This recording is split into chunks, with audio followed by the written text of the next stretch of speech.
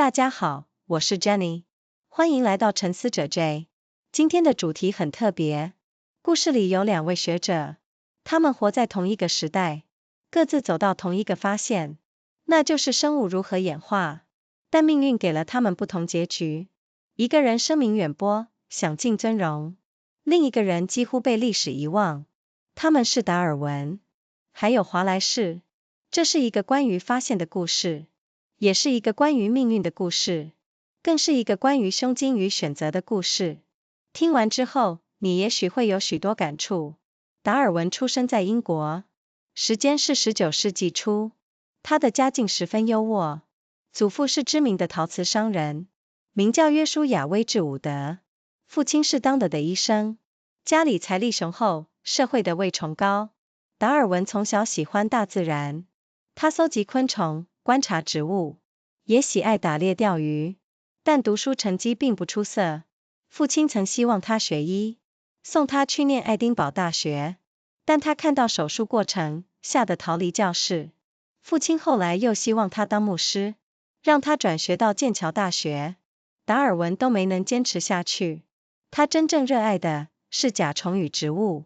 有一次，他想多抓一只甲虫，竟把手中那只直接塞进嘴里。这个小故事后来广为流传。22岁那年，机会来了，他登上了小猎犬号，这是一艘海军探测船，任务是绘制南美洲海岸线。达尔文以随船学者身份加入，这次旅程整整持续5年。他晕船严重，几乎天天不适，但他坚持下来，沿途观察记录。他走过加拉巴哥群岛，看见奇特的鸟类与爬虫，不同岛屿上有同种生物，外形却有微妙差异。雀鸟的鸟喙形状各不相同，巨型陆龟的甲壳也略有不同。这个现象让他百思不解。他开始怀疑物种并非固定，也许生物会随环境慢慢改变，也许大自然本身就是个筛选者。旅途中，他也研读了莱尔德的哲学著作，书中主张地球经历了漫长缓慢的变化。这个观念深深影响了达尔文的思考方式。他开始相信生物的演变也需要漫长时间，绝非短短数年就能凭空完成。旅程结束后，他回到英国，心里却藏着惊人的想法。他花了20多年时间，默默搜集证据，反复验证。他阅读马尔萨斯的人口论，书中提到资源有限，竞争激烈。这句话点醒了达尔文。生物界也是如此，物竞天择，强壮的个体存活，繁衍后代，弱小的个体则遭到淘汰。但他害怕公开这个理论，这违背了当时的主流信仰。社会普遍相信物种永远不变，是上天创造，从此固定下来。达尔文的想法太过惊世骇俗，他担心妻子艾玛会伤心难过，他担心教会有人会与他断绝往来。他选择谨慎，选择等待。这一等就是20多年。达尔文这段时期承受着巨大压力，他的健康状况也每况愈下，时常头痛、胃痛，彻夜难眠。更悲惨的是，他失去了爱女安妮，小女儿年仅10岁，因病早逝。这场丧女之痛彻底改变了他。他原本还保有部分宗教信仰，此后却逐渐对教义产生深刻怀疑。他开始更加笃信，自然法则才是真理，而不是某种神秘的安排与旨意。与此同时，远在的球另一端，有一位年轻人正在闯荡天涯。他名叫阿尔弗雷德·罗素·华莱士，出生在威尔斯的小镇，家境并不富裕，家道中落，家里负担不起让他长期读书。14岁，他就离开了学校，跟着哥哥做过土的测量员，也在学校短暂担任过教师。但他对大自然充满好奇，靠着自学，钻研生物与的哲学。他读过达尔文的小猎犬号游记，心中燃起了探险的渴望。他渴望亲眼见识热带世界。25岁，他终于出发了，目的的是南美洲的亚马逊，与好友亨利·贝茨一同前往。两人深入雨林，搜集标本，靠着卖标本给欧洲收藏家为生。这份工作辛苦，收入也不稳定，但他乐在其中，毫不后悔。4年后，他启程返回英国，却遭遇了一场可怕的意外，搭乘的船只突然失火燃烧，他被迫弃船，跳入救生艇。4年来搜集的珍贵标本，连同所有笔记，全数葬身火海。他在海上漂流了整整10天，最终才被一艘经过的船只救起。这场灾难几乎让他倾家荡产，但他没有放弃探索的梦想。回到英国短暂休息后，他又出发了。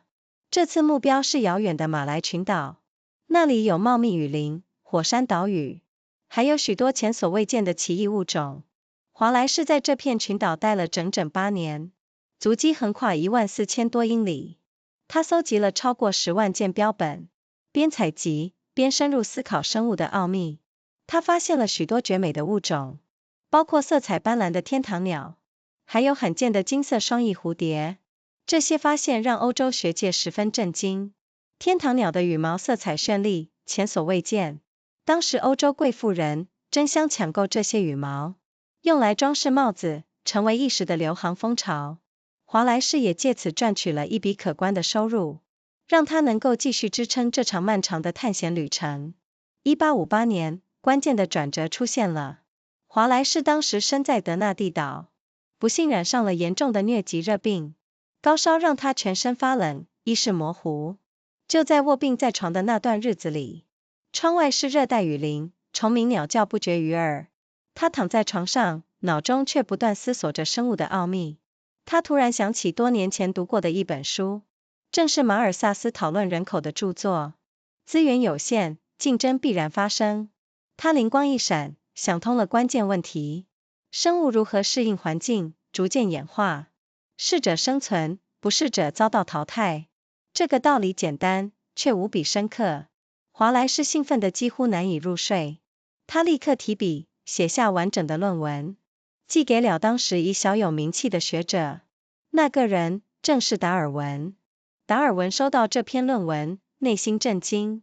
华莱士的想法与他不谋而合，甚至连推论的逻辑都几乎一致。20年来秘密进行的研究，眼看就要被人捷足先登。达尔文陷入了极大的两难，他可以选择抢先发表，独享荣耀，也可以选择退让，让贤于人。他写信向好友查尔斯·莱尔求助，莱尔与另一位学者约瑟夫·胡克商议，最后提出了一个折中的方案，让2人的研究同时公开发表，不争先后，公平呈现给世人。不过，后世史学家对此仍有争论，有人质疑这个安排是否真的公平，毕竟达尔文早已私下传阅自己的草稿。莱尔与胡克也都是达尔文多年的好友，华莱士当时远在海外，毫不知情，也无法表达自己的意见与立场。这段历史后来被称为微妙的安排，至今仍是科学史学界热议的话题之一。但华莱士本人从未对此提出过抗议，他始终认为这个结果已经十分公允。1858年7月1日，伦敦林奈学会召开了一场会议，达尔文当时正为丧子之痛所苦，无法亲自出席这场重要的会议。华莱士仍远在亚洲的丛林深处，也完全不知道这场会议的存在。莱尔与胡克代为朗读2人的论文，理论一同登场，并列呈现。然而现场的反应却十分冷淡，没有人察觉这将改变科学史。台下的学者甚至觉得平淡无奇，谁也没料到这是个重要时刻。达尔文受到这次刺激，决定加快脚步。他用短短1年多的时间赶写一本书。1859年11月，《物种起源》出版。这本书一上市，立刻引起轩然大波。支持者赞叹其中严谨的论证，反对者则怒骂这是异端邪说。教会强烈批评，认为离经叛道。许多人无法接受人类也由演化而来。1860年，牛津大学举办了一场辩论，主教威伯福斯与学者赫胥黎激烈交锋。赫胥黎被称为达尔文的斗牛犬，他挺身捍卫演化理论，毫不退让。这场辩论让演化论逐渐被科学界接受。据说，主教曾语带嘲讽的提问：究竟是从祖父还是祖母那边承袭猿类血统？赫胥黎冷静回应，毫不畏惧地反驳：他宁愿承认自己出身猿类，也不愿扭曲真理。这段对话后来成为科学史上的经典场面，达尔文的名字从此家喻户晓，演化论几乎等同于他的代名词。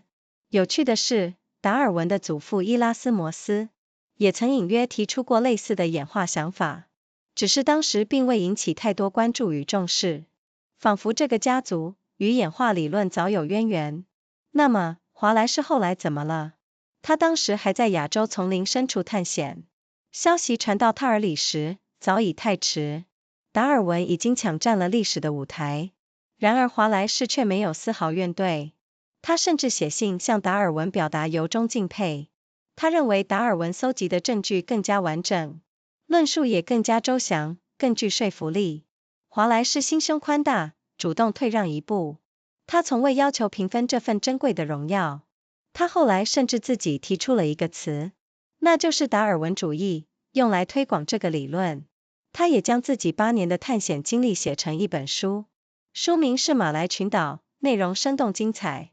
这本书广受读者喜爱，至今仍被视为经典，甚至连知名作家也曾公开推崇这部作品。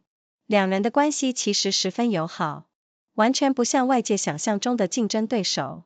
达尔文相当欣赏华莱士的才华与胸襟，两人经常书信往来，讨论种种细节。华莱士晚年财务状况始终不宽裕，他探险多年，却没有积攒多少财富。达尔文得知此事后，暗中四处奔走。他联络了多位学界与政界的好友，甚至亲自写信给当时的政府官员，言辞恳切，极力推荐华莱士的贡献，最终促成政府发放一笔终身年金，让华莱士晚年生活得以无虞。这份情谊早已超越了名利的计算，这也让后世读到这段历史时深受感动。华莱士回国后，娶了安妮·米滕为妻，两人育有3名子女，家庭生活幸福美满。虽然名气不如达尔文响亮，但他始终保持着乐观豁达的心境。那么，为何达尔文如此声名远播，而华莱士却几乎被历史所遗忘？原因其实相当复杂，值得细究。首先，达尔文出身富裕的名门世家，家族人脉广布整个科学圈，他的著作拥有充裕的出版资源。其次，物种起源的论证极其严谨，搜集了长达20年的庞大证据，说服力远远胜过华莱士的短篇论文。再者，达尔文性格谨慎，深思熟虑，懂得如何巧妙地与舆论周旋应对。华莱士则常年漂泊在海外丛林，缺乏经营人际网络与声望的机会。他的兴趣也十分广泛多元纷杂，这也分散了外界对演化论的关注焦点。两人的性格也大不相同，值得比较。达尔文谨慎内敛，习惯反复推敲验证，他写作讲求精确，注重每一处细节。华莱士则性格外向，思维天马行空，他热爱冒险，喜欢亲自踏入未知领域。两种截然不同的特质，却同样成就非凡。这或许说明，通往真理的路径不止一条。但华莱士的成就绝对不止如此。他开创了一门全新的学问领域，那就是现今所称的生物的理学。他发现东南亚存在一条无形的界限，界限两侧的动物群截然不同。这条界限后来被命名为华莱士线。这项发现至今仍深具科学影响力。举例来说，界限的西侧住着老虎与猿猴，东侧却是袋鼠与各种奇特的有袋类。两种截然不同的动物世界，仅仅一线之隔。这个现象至今仍让生物学家深感惊奇。现代基因研究更进一步证实了这条界限，这也让华莱士的观察显得格外有先见之明。他也持续钻研各种奇特的自然现象，晚年甚至投入了灵魂学的研究领域。他热衷于参与各种降神会与心灵实验，这个兴趣让部分学者感到十分惊讶，但也展现出他开放且包容的思维方式。他同时也是一位积极的社会改革者，支持女性拥有投票权，支持土的改革。他关心弱势群体，反对强制接种规定。这些立场在当时都算十分前卫大胆。回顾这段历史，着实令人深思。两位学者几乎在同一刻想通了真理。一个人享尽峥嵘，名字永留青史，另一个人却渐渐淡出了公众的视野。这并非因为才华真的有所差距，而是时代机缘与社会位置使然造成。科学史上类似的情况其实并不少见，许多默默贡献的人始终未获应的肯定，但华莱士本人却看得十分通透坦然。他从未因此心生半点怨恨不平，反而把毕生精力投入探索真理本身。这份胸襟与气度，值得后人深深学习。值得一提的是，两人后来也出现分歧。达尔文主张，人类心智同样由演化而来。1871年，他出版了《人类的由来》一书。华莱士却有不同的看法与坚持。他认为，人类的高等心智过于复杂精妙，单靠自然选择，恐怕无法完全解释清楚。他相信，背后或许存在某种更高的力量。这个观点让两人产生了温和的学术分歧，但即使意见不同，两人依然彼此尊重，从未因此而中断多年的真挚友谊。如今，学界重新审视这段历史往事，许多历史学者开始呼吁正视华莱士的贡献。有学者主张，应称为达尔文华莱士理论，这样的称呼或许才更贴近真实的历史。2008年，学界特别举办纪念活动，纪念那场联合宣读，恰逢150周年。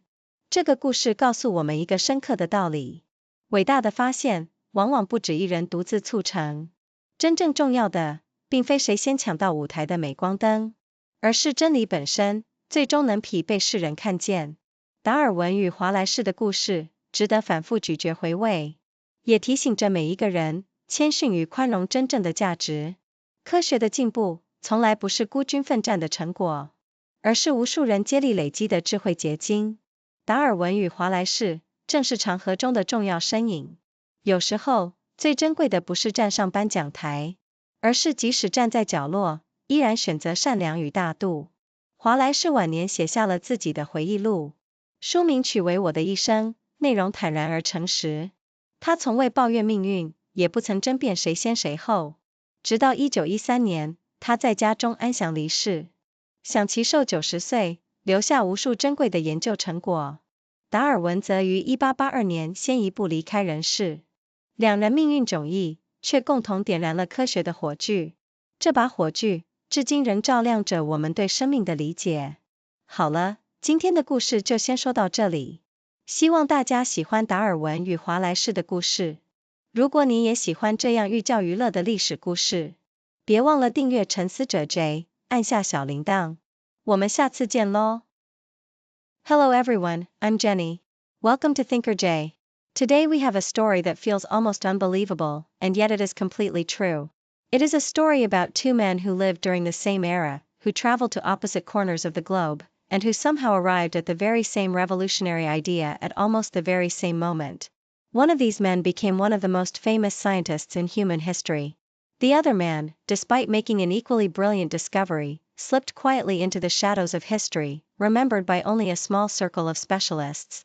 This is the story of Charles Darwin and Alfred Russel Wallace, the twin fathers of the theory of evolution. It is a story about brilliance, about timing, about friendship, and about the strange and sometimes unfair ways that history chooses who gets to be remembered, and about what it might mean for each of us to think more carefully about whose contributions we tend to overlook in our own lives and our own fields of work. By the time we reach the end of this episode, you may find yourself questioning some of the assumptions you have always carried about how scientific credit actually gets assigned. Let us begin with Charles Darwin. He was born in England in the early part of the 19th century, into a family of considerable wealth and social standing. His grandfather was Josiah Wedgwood, the famous pottery manufacturer whose name is still recognized around the world today. His father was a successful doctor, and the family enjoyed a level of comfort that most people of that era could only dream about. As a boy, young Charles showed little interest in formal academic achievement. What truly captured his imagination was the natural world around him. He collected beetles with an almost obsessive passion.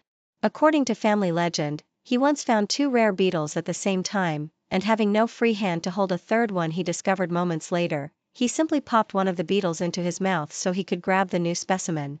That small anecdote tells you everything you need to know about how deeply he loved natural history, even as a child.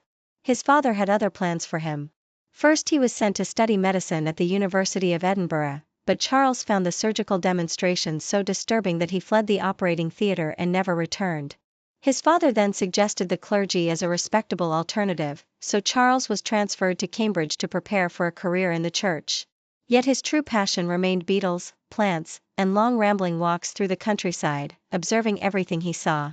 Then, at the age of 22, an extraordinary opportunity arrived. A naval survey ship called the Beagle was preparing for a long voyage to chart the coastline of South America, and the ship needed a naturalist on board. Darwin was invited to join, and this single decision would change the course of his entire life. The voyage lasted nearly 5 years. Darwin suffered from seasickness almost the entire time, yet he pushed through the discomfort and meticulously documented everything he encountered. He studied rock formations, fossils, plants, and animals from coast to coast. Life aboard the Beagle was cramped and often uncomfortable, and Darwin shared a small cabin that doubled as a chart room with barely enough space to stretch out at night. Whenever the ship anchored near land, however, he would venture ashore for days or even weeks at a time, collecting specimens, taking detailed notes, and sending crates of fossils and preserved animals back to England whenever a returning ship offered the chance. In Patagonia, he unearthed the bones of enormous extinct mammals, distant relatives of modern sloths and armadillos, which deepened his fascination with how living creatures might be connected to extinct ones across vast stretches of time. He also witnessed a powerful earthquake in Chile that visibly lifted sections of coastline several feet, giving him first-hand evidence of just how dramatically the Earth could reshape itself, even within a single human lifetime. It was in the Galapagos Islands that Darwin made the observations that would eventually shake the foundations of science and religion alike. He noticed that finches living on different islands within the same small archipelago had subtly different beak shapes, seemingly adapted to the specific foods available on each island. Some finches had thick, powerful beaks suited for cracking tough seeds, while others on neighboring islands had thin, delicate beaks better suited for probing flowers or catching insects. He noticed that giant tortoises on different islands also showed small but consistent differences in their shells, some curved upward at the front in a way that allowed them to reach higher vegetation, while others on islands with abundant ground-level plants had simpler, more rounded shells. These observations puzzled him deeply. If every species had been created once and fixed forever, why would these closely related creatures show such variation simply because they lived on different islands separated by a few dozen miles of ocean? A radical thought began forming in his mind. Perhaps species were not fixed at all. Perhaps living things slowly changed over time, shaped by their environment. During the voyage, Darwin had also been reading the work of the geologist Charles Lyell, who argued that the Earth itself had been shaped gradually over immense stretches of time, rather than through sudden catastrophic events. This idea of slow, gradual change over deep time gave Darwin a powerful framework for thinking about how biological change might also unfold, not in a single generation, but across countless generations stretching back further than anyone had previously imagined. When Darwin returned to England, he carried with him an idea so explosive that he hardly dared speak it aloud. For more than 20 years, he worked in near total secrecy, quietly gathering evidence, testing his ideas against every possible objection, and refining his thinking. A crucial piece of the puzzle came when he read an essay on population written by Thomas Malthus. Malthus argued that resources are always limited while populations tend to grow without limit, leading inevitably to competition and struggle. He had written this essay primarily to discuss human societies, observing that food supplies grow only gradually while populations, left unchecked, tend to grow at a much faster rate, eventually outstripping whatever resources are available. Darwin realized this same principle applied throughout the natural world, not just to human societies but to every single species of plant and animal on Earth. Individuals best suited to their environment would survive and reproduce, while those less suited would perish before they had a chance to pass on their traits. Over countless generations, this simple mechanism could explain how entirely new species might gradually emerge from existing ones, branching outward like an enormous and ever-growing tree of life. But Darwin was terrified of going public. The idea directly contradicted the religious orthodoxy of his time, which held that every species had been created by a divine hand and remained fixed and unchanging ever since. Darwin worried about how his deeply religious wife Emma would react. He worried about losing the respect of close friends within the church. This period of his life was also marked by significant personal suffering. His health deteriorated under the stress, leaving him with chronic headaches, stomach problems, and sleepless nights. Tragedy struck when his beloved daughter Annie died at just 10 years old from a prolonged illness. This devastating loss shook whatever religious faith Darwin still held, and pushed him further toward believing that natural law, rather than divine intervention, governed the world. Despite carrying this revolutionary idea, Darwin chose caution. He chose to wait. And that waiting stretched on for more than 2 decades. Now let us travel to the other side of the world, where a very different kind of young man was making his own way through life. His name was Alfred Russel Wallace. Unlike Darwin, Wallace was born into a family with modest means, and as the family fortunes declined further, formal education became a luxury they could not afford. At just 14 years old, Wallace left school for good. He worked for a time as a land surveyor alongside his older brother, and later took a brief position as a schoolteacher. Yet none of these jobs satisfied his deep curiosity about the natural world. He taught himself geology and biology through whatever books he could find, devouring the writings of the great explorer Alexander von Humboldt, whose vivid accounts of South American expeditions filled young Wallace with a burning desire to see such wild and unfamiliar landscapes for himself. He also studied the very same geological writings of Charles Lyell that had so deeply influenced Darwin, absorbing the idea that the natural world had been shaped gradually over immense spans of time. And after reading an account of Darwin's own voyage on the Beagle, a powerful longing to explore the tropics took hold of him, a longing that would soon define the entire shape of his adult life. At 25, Wallace finally set off on his first great expedition, traveling to the Amazon rainforest alongside his friend Henry Bates. The two men spent years deep in the jungle, collecting specimens of insects, birds, and plants, which they sold to collectors and museums back in Europe to fund their continued travels. Bates himself would later go on to make his own significant contributions to evolutionary biology, particularly regarding mimicry among butterflies, and the friendship and intellectual partnership the two men forged during those Amazon years would shape both of their careers for decades to come. It was difficult, often dangerous work, with income that was never reliable, yet Wallace embraced every moment of it, fascinated by the sheer abundance and diversity of life he encountered at every turn. After 4 years in the Amazon, he finally began the long journey home. Disaster struck almost immediately. The ship caught fire at sea, forcing the crew and passengers to abandon it in lifeboats. Every specimen Wallace had collected over 4 grueling years, along with all of his notebooks and journals, was lost to the flames. He drifted at sea for 10 days before finally being rescued by a passing vessel. This catastrophe nearly ruined him financially. And yet, remarkably, it did not break his spirit or extinguish his hunger for discovery. After a brief period of recovery in England, Wallace set off once again, this time toward the islands of the Malay archipelago in Southeast Asia. For 8 extraordinary years, he explored volcanic islands and dense rainforests, traveling more than 14,000 miles and collecting well over 100,000 specimens. Among his many remarkable discoveries were the spectacularly colored birds of paradise, whose feathers were so prized by European fashion that wealthy ladies eagerly purchased them to decorate their hats, providing Wallace with crucial income to continue funding his expeditions. He also discovered a rare golden birdwing butterfly that astonished naturalists back in Europe. Throughout these years of travel, Wallace was not merely collecting beautiful specimens. He was constantly thinking, questioning, and probing at the deepest mysteries of how life on Earth had come to be so wonderfully diverse. He paid especially close attention to the striking colors and patterns found on many butterflies and insects, eventually developing important early insights into why certain species evolved bright warning colors to advertise their toxicity to predators, while other harmless species evolved to mimic those same warning colors purely for protection. This area of research, now an entire branch of evolutionary biology in its own right, owes much of its earliest foundation to Wallace's careful observations made deep in the rainforests of Southeast Asia. Then, in the year 1858, everything changed in a single dramatic moment. Wallace was staying on the small island of Ternate when he came down with a severe attack of malarial fever. Confined to his bed, shivering with chills despite the tropical heat outside his window, his mind drifted back to that same essay by Malthus he had read years earlier, the one about limited resources and unavoidable competition. In that fevered, half-delirious state, the pieces suddenly clicked together with stunning clarity.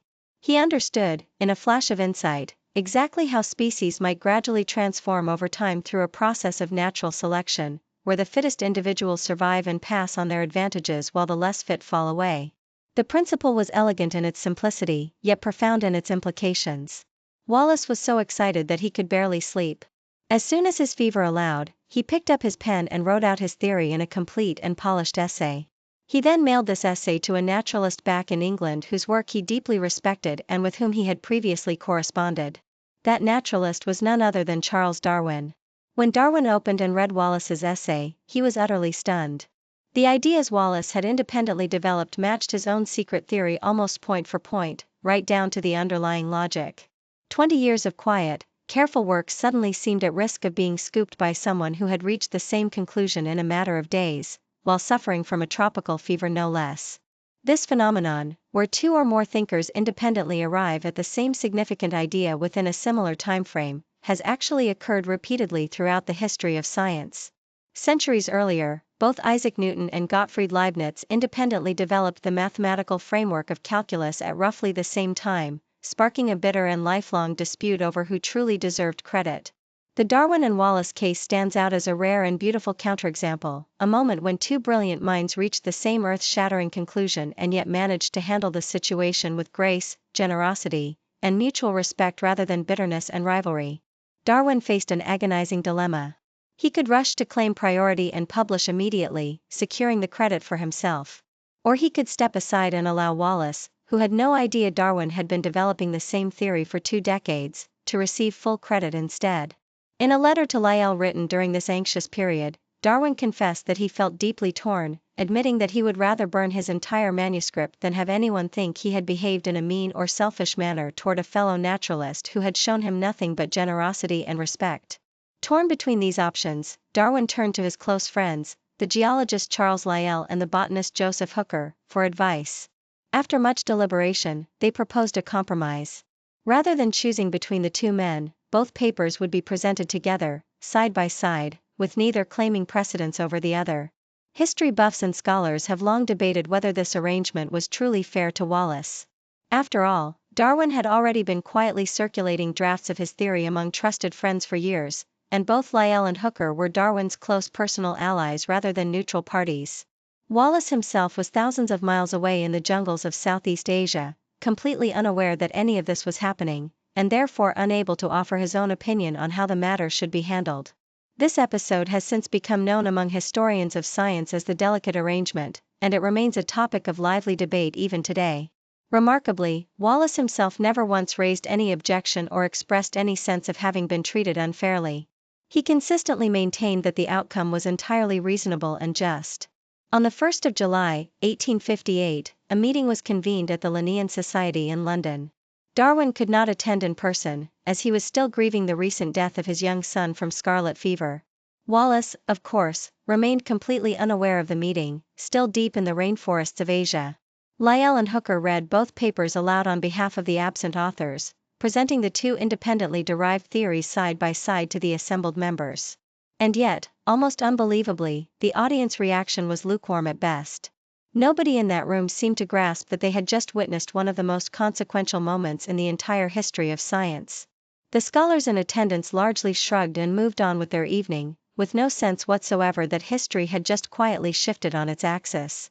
In a wonderfully ironic twist, the president of the Linnean Society later wrote in his annual summary that the past year had not produced any particularly remarkable discoveries worth mentioning, completely unaware that he had just presided over one of the most consequential scientific announcements of the entire century. Spurred into action by this near miss, Darwin worked at a furious pace over the following year to compile decades of research into a single coherent book. In November of 1859, his masterwork titled On the Origin of Species was finally published, and it ignited an explosive public reaction almost immediately. The publisher had printed just over 1,000 copies for the first run, and remarkably, every single copy sold out on the very first day it reached bookshops. Within just a few years, the book had been translated into German, French, and several other European languages, sparking heated debate across the entire continent. Supporters praised the rigor and breadth of evidence Darwin had assembled. Critics, particularly within the church, condemned the book as dangerous heresy that struck at the very heart of religious belief. Newspapers published cartoons mocking Darwin by drawing him with the body of an ape, while sermons across the country warned congregations against the dangerous implications of his ideas. The following year, in 1860, a now legendary public debate took place at Oxford University, pitting Bishop Samuel Wilberforce against the biologist Thomas Huxley, who had become one of evolution's fiercest and most eloquent defenders. According to popular accounts of the debate, the bishop sarcastically asked Huxley whether he was descended from an ape on his grandfather's side or his grandmother's side. Huxley calmly replied that he would rather be descended from an honest ape than from a man who used his considerable intellect and influence to obscure the truth.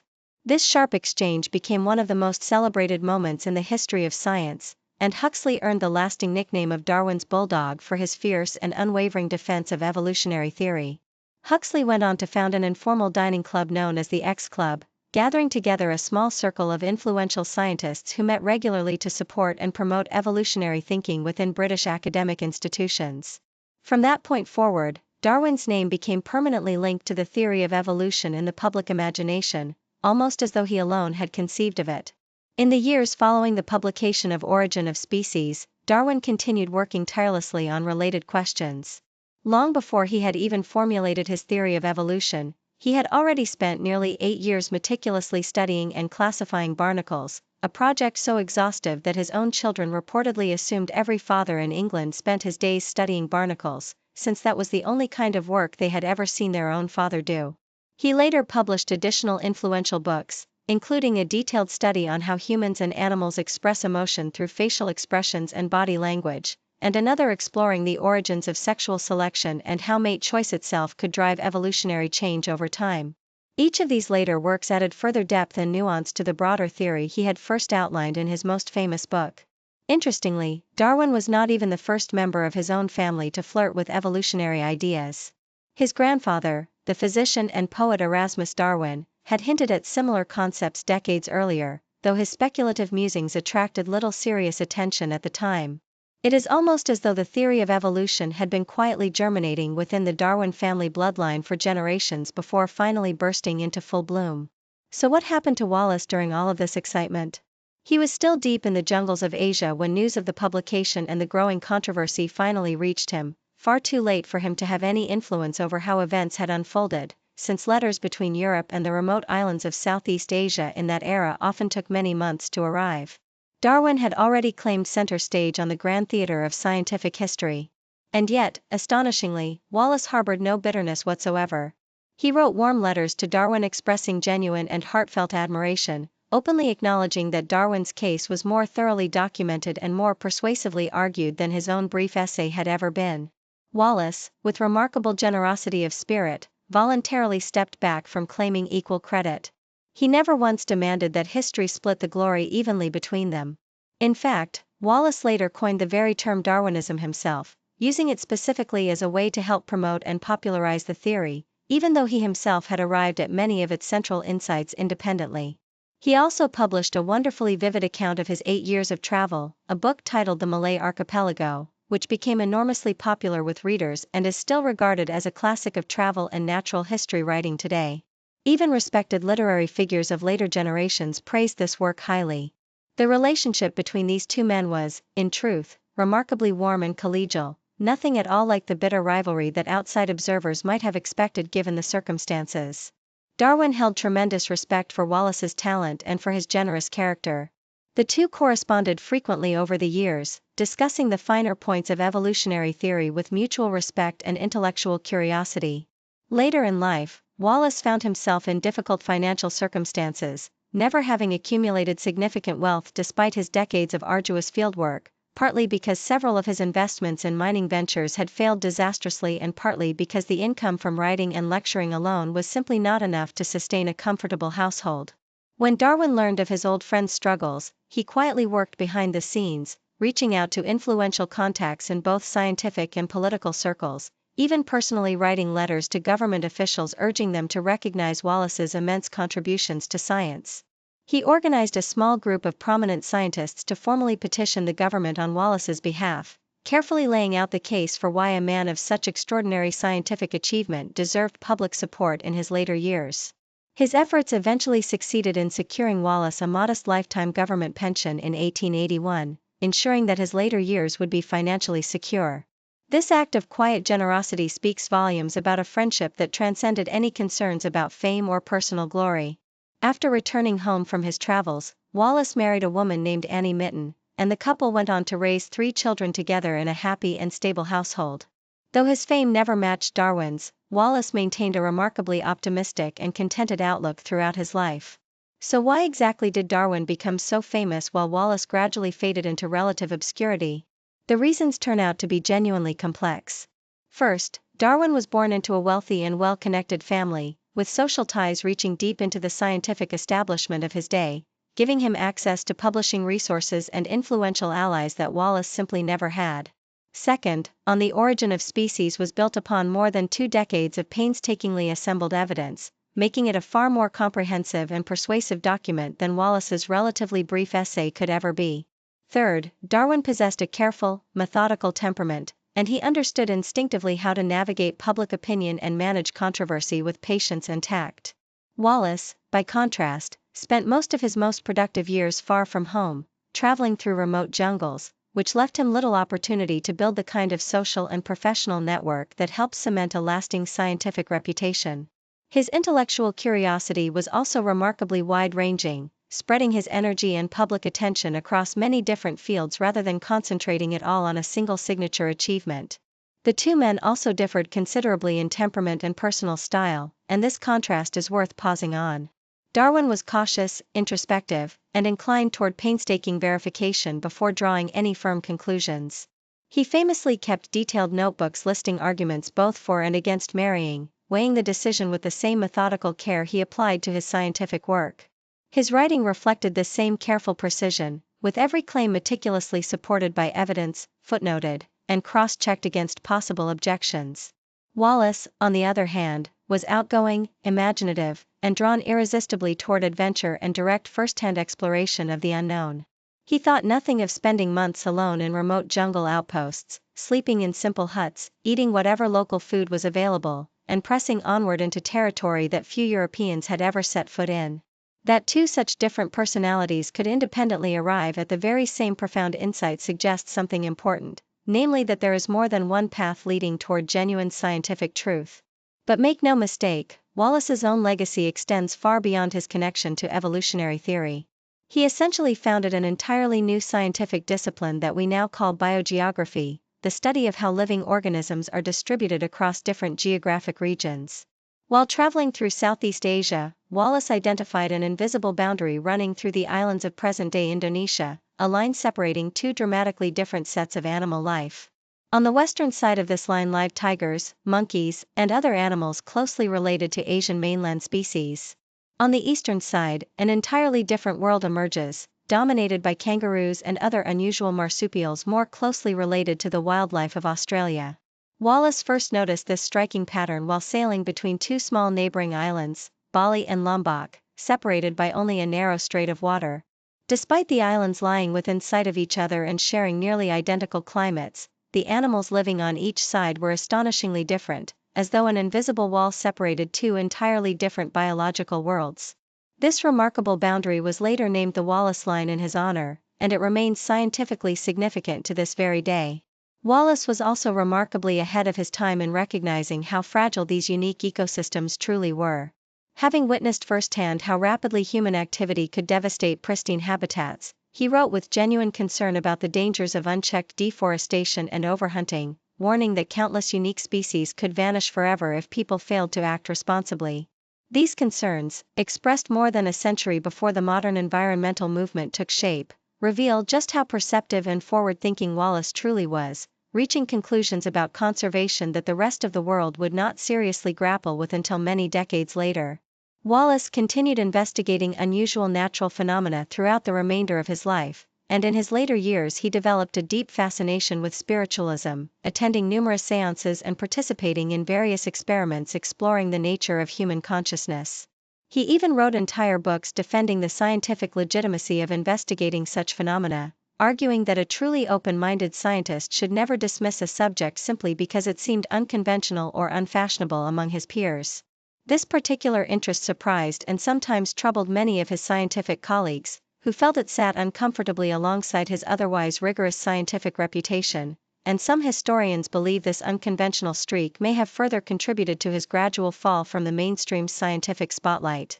Yet it also revealed something genuinely admirable about Wallace, namely an unusually open and inquisitive mind that refused to dismiss any phenomenon without first investigating it carefully for himself.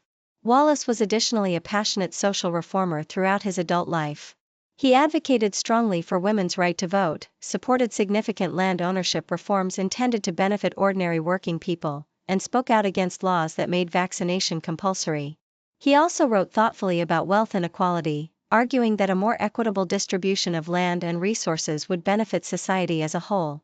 These were genuinely progressive and even controversial positions for a man of his era to hold publicly, and they show us a Wallace who cared just as deeply about social justice as he did about biological science. It is also worth noting that the two men eventually developed a meaningful intellectual disagreement later in their lives, one that reveals a great deal about each man's deeper philosophical convictions.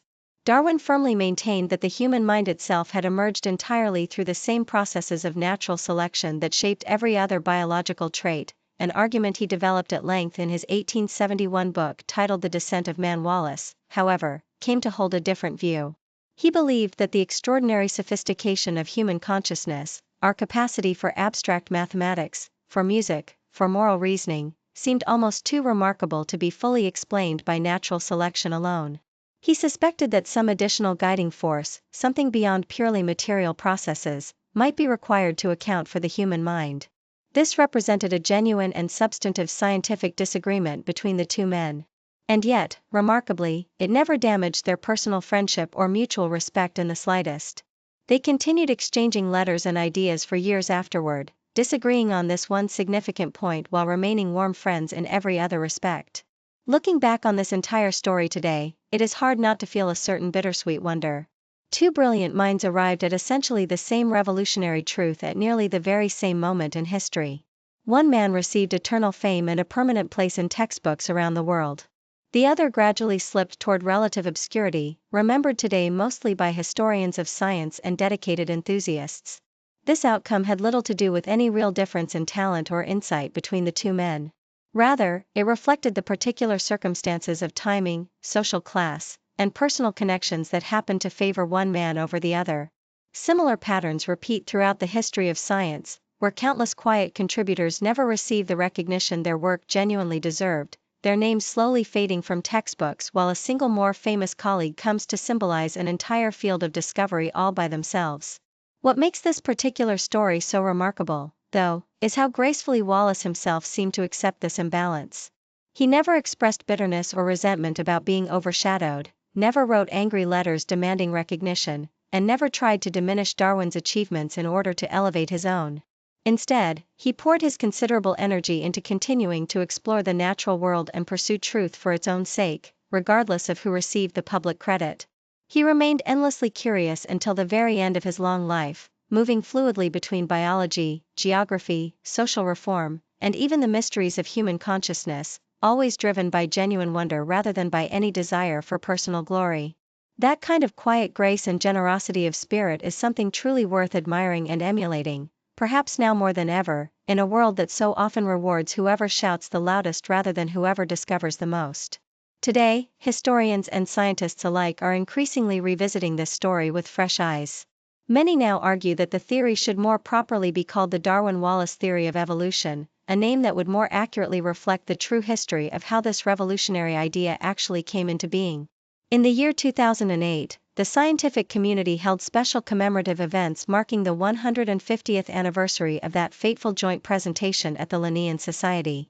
It is also worth noting just how thoroughly modern science has since confirmed what these two remarkable men proposed using nothing more than careful observation and logical reasoning, long before anyone understood genetics or DNA.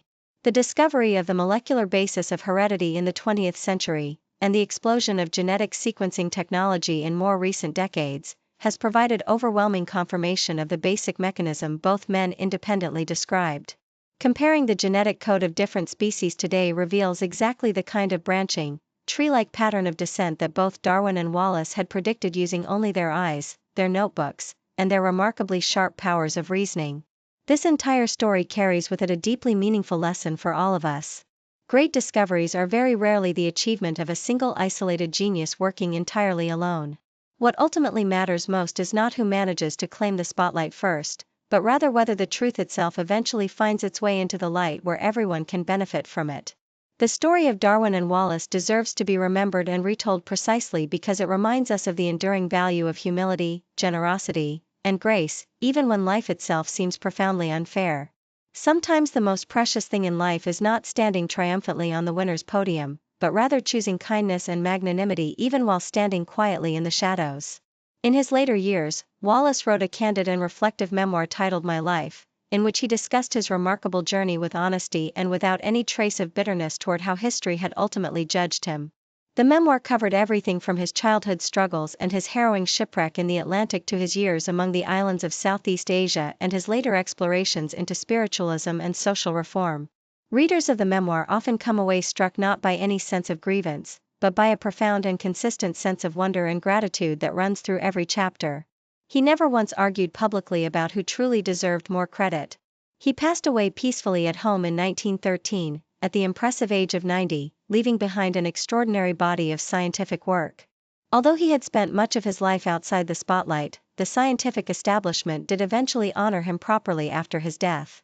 A memorial medallion bearing his likeness was placed inside Westminster Abbey, very close to where Darwin himself is buried, a quiet but meaningful gesture acknowledging that these two men truly belonged side by side in the history of science. Darwin himself had died earlier, in 1882. Though their personal paths through life diverged so dramatically in terms of public recognition, together these two remarkable men lit a single torch of scientific understanding that continues illuminating our comprehension of life on Earth to this very day. Perhaps the truest measure of their partnership is not found in any monument or textbook entry, but in the simple fact that neither man ever needed the other to fail in order for his own contribution to feel meaningful. They proved, in their own quiet way, that science at its very best is not a race to be won, but a shared journey toward understanding that benefits enormously from generosity, humility, and mutual respect along the way, qualities that remain just as valuable in laboratories and classrooms today as they were in the jungles and drawing rooms of 19th century England. Well, that brings us to the end of today's story. I really hope you enjoyed learning about Charles Darwin and Alfred Russel Wallace, two brilliant men whose parallel discovery changed how humanity understands itself and the natural world.